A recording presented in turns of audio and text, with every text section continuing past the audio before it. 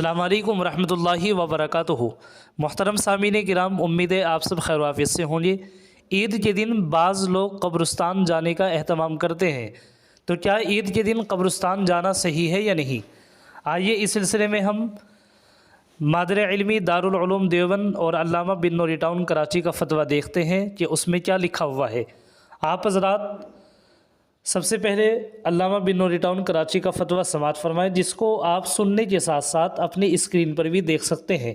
کسی نے سوال کیا ہے، عید کے دن قبرستان جانے کا اہتمام کرنا کیسا ہے؟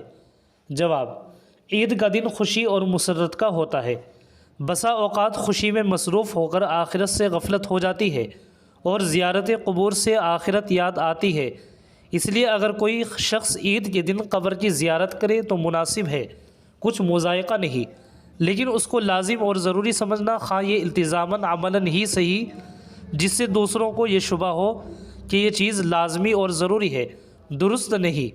نیز اگر کوئی شخص اس دن زیارت قبور نہ کرے تو اس پر طعن کرنا یا اس کو حقیر سمجھنا درست نہیں۔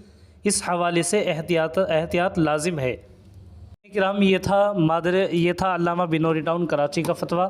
آپ حضرات مادر علمی دارالعلوم دیوبند کا فتویٰ بھی سماعت فرمائیں۔